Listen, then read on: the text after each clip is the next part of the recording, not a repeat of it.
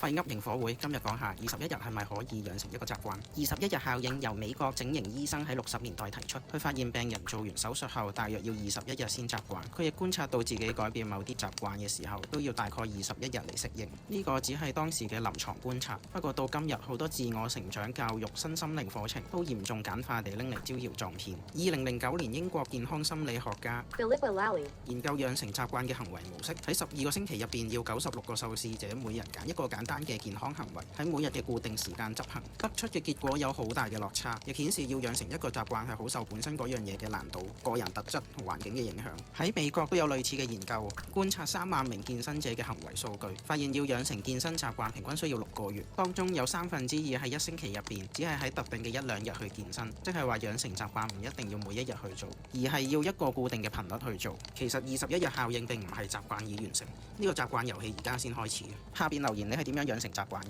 我哋下個營火會再見，拜。